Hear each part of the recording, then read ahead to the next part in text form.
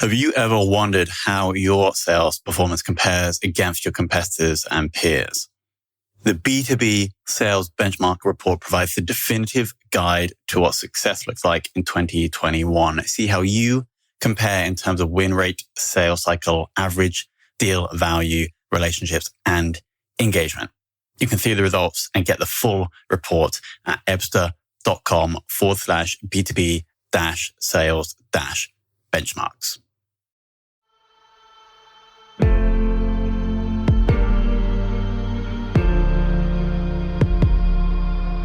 This is Sales Ops Demystified, the #1 most downloaded podcast in sales operations. We invite the brightest minds in sales operations onto the show to deconstruct the why, what, and how behind rep productivity, forecasting, metrics, and all things revenue. This podcast is brought to you by Ebster, the leading customer engagement platform for Salesforce.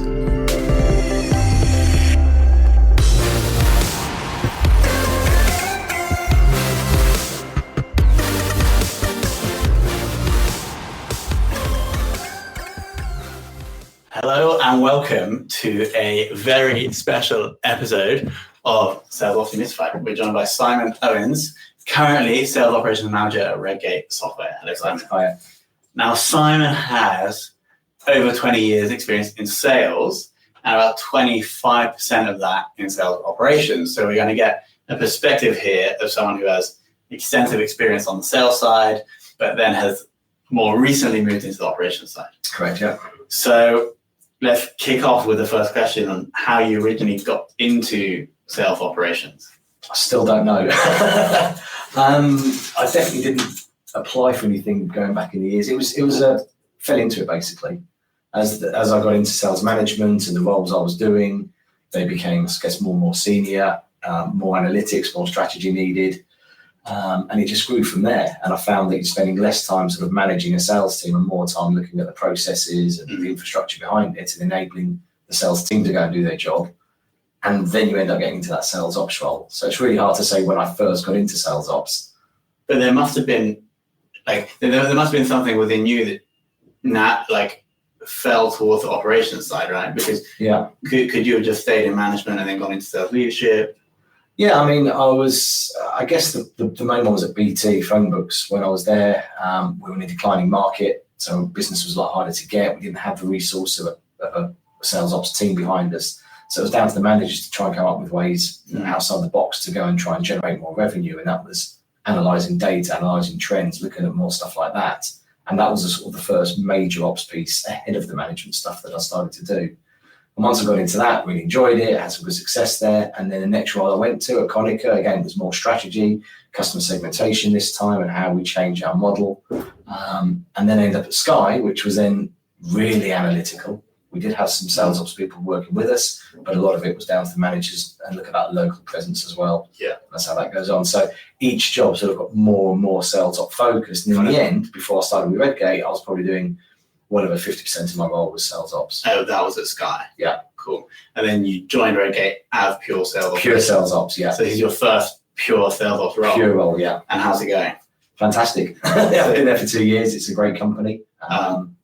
And it's a company that I didn't mark to work for a while. I was lucky to get the position. Cool. And then in terms of total resources in sales and then resources in your sales ops team, what are we talking? So we are the smallest team in Redgate, 3 people, including myself, and we've got about 85 salespeople, managers in the business. So I've been asking everyone this. I'm trying to understand the perfect ratio. Yeah. And it comes to about 1 to 20 salespeople, or 1 ops person to 20 sales reps. And so you guys are a little bit over that, right? You have about 1 ops person to 20, 25, 30. 20, yeah. Okay, cool. We will need another person next year. With the growth plans we've got, with the way the business has changed, with the demands on us as a team and coverage, we will need additional headcount. And what's the structure of the 3? What are the definition of roles between the 3 people? So we've got 3 quite unique roles. I've got Leslie, who's in Pasadena, US, and she looks after a lot of the basic Salesforce stuff for the American teams and also the sales inbox, dealing with reseller quotes, that sort of thing. So got Amanda in the UK who is fantastic at Salesforce, really is a Salesforce guru within the sales team, Salesforce admin. She does a bit of that sales inbox stuff, but primarily it's more about specific projects. It's about data enhancement, that sort of thing. And I sort of get involved in a bit of everything, but really focus on things like the strategy and the commission plans, compensation, how those work, and just the governance of when those salespeople start trying to steal deals from each other. I'm trying to be the judge and jury on that. And then the new person you bring in, what do you think you'll give to them? So it's probably a bit of a cross between what Leslie does and Amanda does, and that'd probably be in the US because we're a bit short on coverage over there. Cool. So can we talk about quickly, you mentioned Salesforce, but the kind of tech stack for Redgate right now? It's probably not a lot different to most other businesses similar to us. Salesforce is our CRM. We've used that for a number of years, but it is a heavily customized version, which is something that sort of bit us a little bit now because we're finding that products don't necessarily integrate as smoothly as they should. So I think we're having to go back and sort of redesign that a little bit. But we use Engagio in marketing, HubSpot as well. We've got a product called Inside Squared, which we've been pushing really for the last few months as a tool for the managers to really delve into their sales pipeline and hopefully get into the forecasting area. And Power BI is our is our single source of truth for revenues. That's where the managers go to look at how much we've done this month or period. What insights can Inside Squared bring out from the data in Salesforce to help with forecasting? What's just one example? For us, it's really about the visibility of the pipeline. We've got more into the accounts model, which is more unpredictable than a transactional sales model. You can't just think we're going to do 10 or 20 or 50,000 a day. Deals can be quite lumpy. They can come in at various times, but it's understanding what the reps are doing on that. And while all it does is really replicate what you can do in Salesforce, it does it in a much more graphical, better way. You can drill down into it a lot easier. So the managers can look at what deals are closing, for example, in the next 30 days and keep drilling down into that. And the biggest thing we saw at the start of it was there was loads of deals forecasting to close this week that had been in open stage for 200 days. We're still in open stage. There's been no engagement with the customer for 2 months. Yet it's closing in 2 days' time, and you know that that's not going to happen, but we're forecasting that. And now the sales manager been on top of that with the reps. You look at what's closing this week, for example, and you see that everything's in procurement. Everything has got, or virtually everything has got action dates of the last couple of days. And you can see that actually we can believe what we're doing here. And it gives the managers great resource there to look into what the teams are doing, where we are as a business. You mentioned Amanda doing data quality projects. How are you holistically dealing with the data, the quality of the data in Salesforce? That's the big thing, because data is that living, breathing object that is never going to be perfect and is never going to do everything that you want. It's trying to understand what data we've got and how we got to it. So a lot of the data we've got has come from places like D&B, but some of it's been customer input, some of it's been rep input. So it's how do we distinguish between those? When we do a clean, how do we do that clean? Do we look at the actual business entity itself? For example, we do a lot of work with the companies based on employee size. So if we do it just on employee side, to do that for the business or to do that for the group, for the subsidiaries, parents, and all that.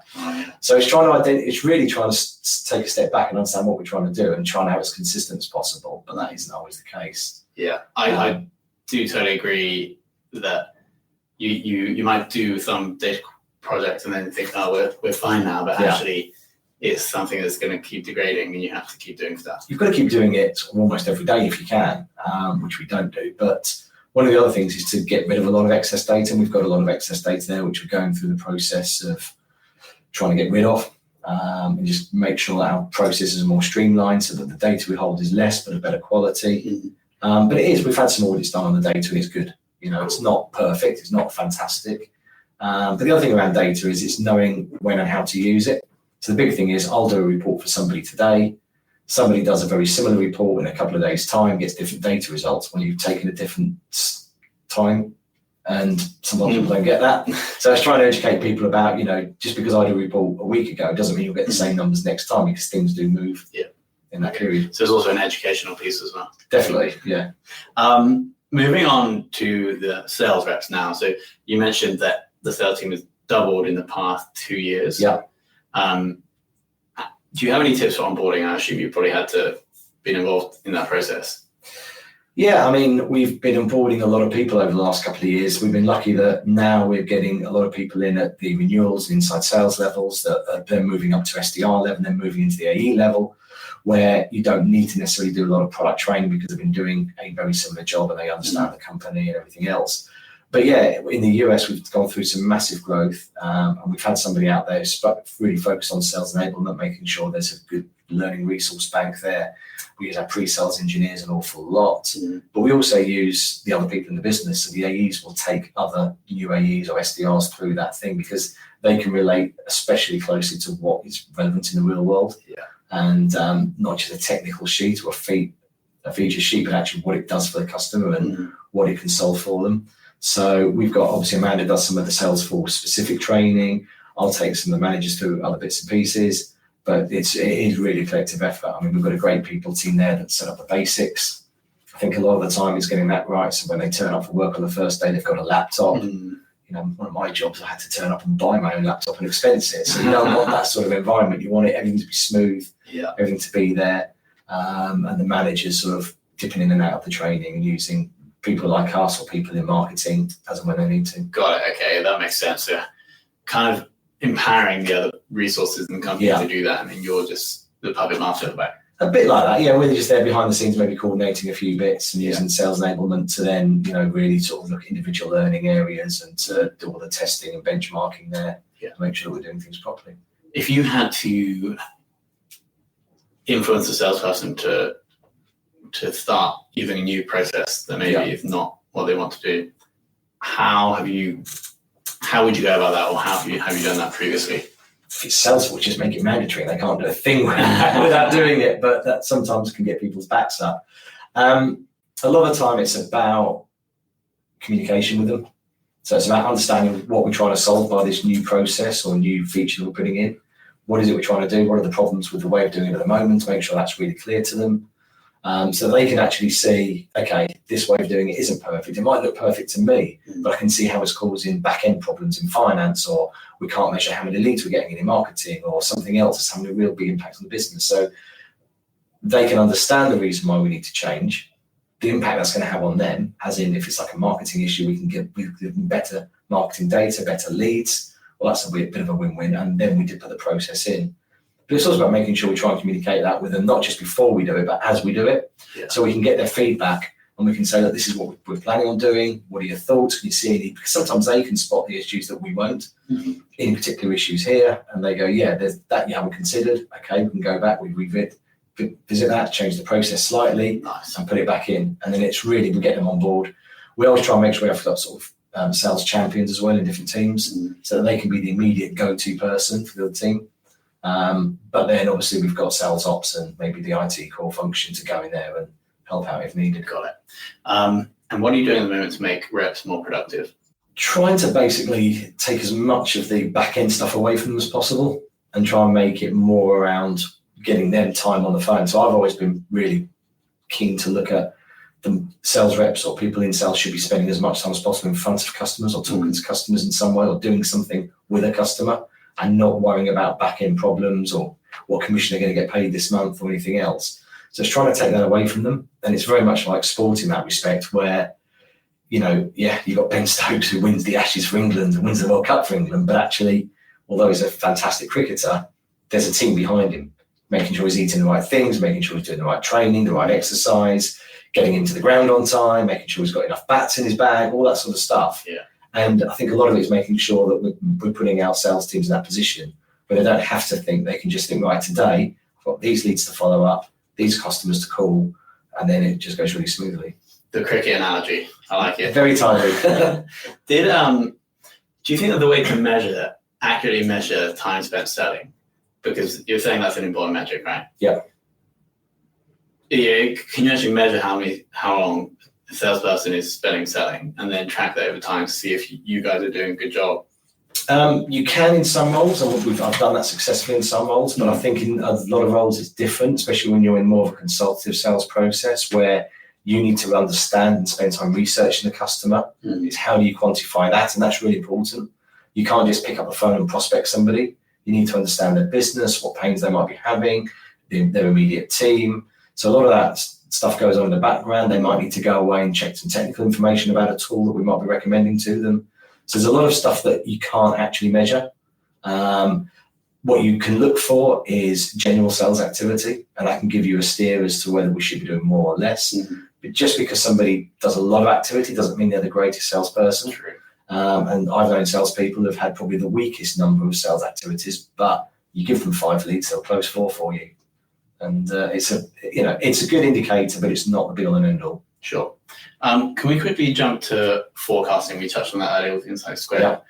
What is your role in the forecasting process? Are you like actually creating the forecast and then giving them to the managers, or do you give the managers the tools to then go and forecast? We're a little bit behind the times on that. We're still using Excel spreadsheets for that, which might surprise a lot of people and be a bit of a shock on. We are looking at ways we can get that a bit more automated. And yeah, some of that sits with me, and apologies to VP of Sales when I forgot to do it yesterday because I was off. So it's not perfect, and that's why we're looking at other ways. Yeah. So basically, obviously, Salesforce is holding a lot of information there for the opportunities that we have. But for the quarter, for a big chunk of our revenue, for almost 10% of our revenue or more, it's a transactional sale with a 14-day sales cycle. So we can't look at what we're going to do for the next quarter. Yeah. We can only look at historic data and put that run rate into a forecast machine. With the accounts team, again, it can be a bit lumpy now because we've got some big deals coming in. Some of our deals can be, certainly 6 figures. So get a couple of those in and then it changes slightly. So it's understanding that. So each manager puts in their own team's number in terms of commits, likelies, best case scenarios, and that just gets totted up and used as a forecast moving forward. But it's probably not scientific as it should be. But if you do this in a year's time, I'll have a different answer for you. So they submit to you and then you create the forecast and then Go straight to the forecast spreadsheet. Okay. Each person goes in there. So it's really managed by the VP of Sales. Got it. Okay, nice.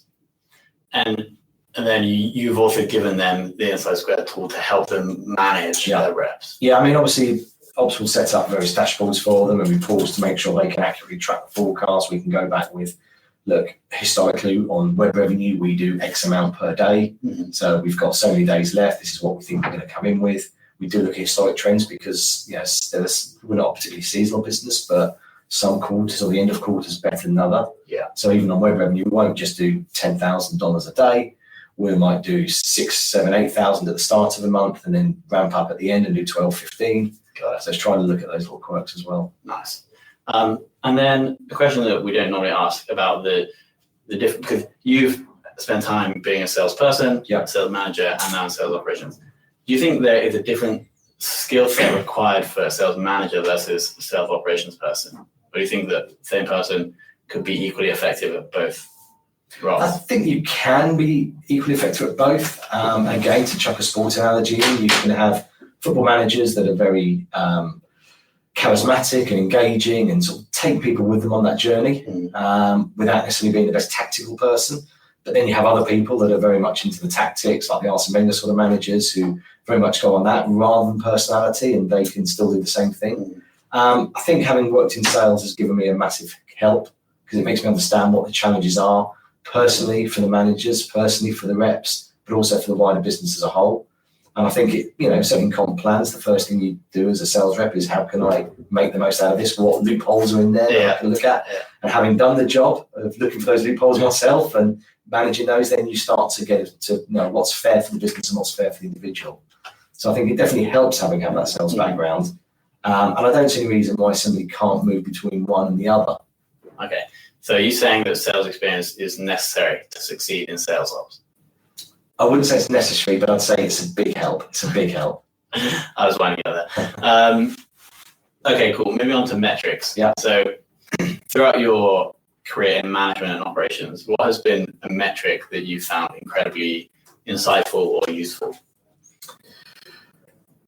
So it depends on the role I've been doing at the time, what I've been trying to measure. At BT, for example, it was definitely activity-based. If we measured activity and the activity was good, pretty much the numbers would stack up at the end. So for example, a number of phone calls in a day. Phone calls, customer visits, how many times you saw the decision maker, that sort of thing. We're talking quite a low level there. But on a business such as Redgate, it would be things like average deal size and sales cycle, the amount of touches and engagement you have with a customer, the win rate as well, because you don't want to just burn through the leads that you're getting, but then you don't want people just keeping having a really good win rate because they've kept everything in open still and they're still working it even though it's 2 years old. And that person never has any loss. You don't want to see that either. So I guess it depends where you are on what you're trying to drive as well. It's the behaviour thing. Are you trying to drive revenue? Are you trying to drive longevity with your customers by maybe tying them into a longer renewal cycle? So you sell them a 3-year support deal rather than a 1-year support deal. Is that important for you? And actually within the business, you'll have different people focus on different things as well. So they might focus on, net yields and our dollar retention value is absolutely critical to them, but to somebody else, it's just the win rate and the average deal size. For somebody else, it might be more activity based because it's more of a transactional sale. So it really does vary as to what you're trying to measure. Nice. Final question. Yeah. Who in sales operations has taught you the most? So I looked at that question. That was a really hard one to come up with because I've sort of drifted into sales ops. I didn't have anybody sort of guiding me down there. Currently I've got two great sales ops people, Amanda and Leslie. And shout out to Amanda and Leslie. Shout out to those two. Hope they're watching at some point. They've been really, inspirational for me, because I've got a great team behind me, so I can focus on things that are important to me and the other parts of the business. But some of the sales managers I've had over the years, and it's not just about sales; it's about managing people. Because when you're in sales ops and the management level and the leadership level there, it's about engaging with other stakeholders. It's about getting other people on board who are probably maybe not onto your wavelength and maybe don't agree with what you're trying to do. So you've actually got to do a selling job on them. And I've had some really fantastic managers over the years. A guy called Steve at Arena Sun Control, for example. At Sky, we had a great leadership team there.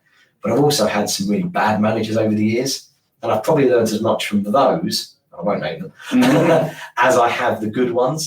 Because you see how they've not taken people along on that journey with them, how they engage, what they do and what they look at and what they don't look at. And you can see plans that are obviously going to fail, but they're just going ahead with because they haven't looked at the wider picture or the details sometimes. And I've picked up stolen lots of bits of information, stolen loads of tips, stolen loads of resource over the years, and just taken that into what I do now. So there's no one person.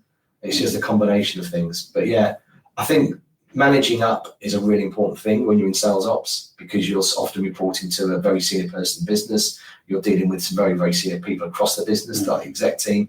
And sometimes you need to be confident in what you're doing and actually push back a lot of the time as well. You do things because they're right, not because somebody's told you what they want to hear. Agreed. Now, let me share what I've particularly enjoyed here in this conversation. The idea that data quality is not like a one-off thing. It's like a living thing within your CRM that you have to keep tending to.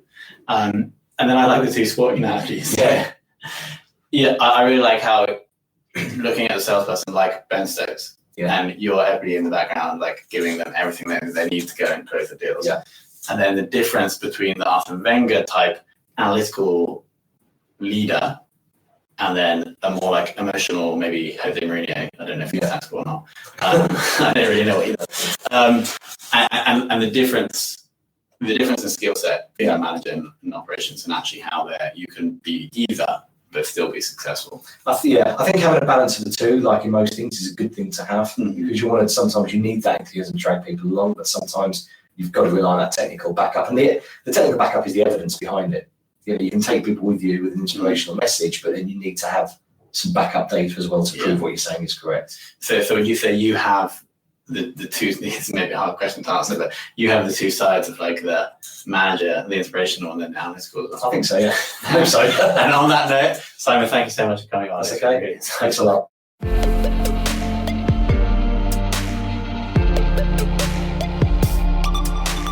Thank you for listening to this episode of the Sales Ops Demystified podcast. If you are listening on a podcast listening application, then please subscribe, rate, and review. And if you have any questions about the show, if you know a guest, or if you have any questions about sales operations, just hit me up at tomhunt@ebster.com. That's tomhunt@ebster.com.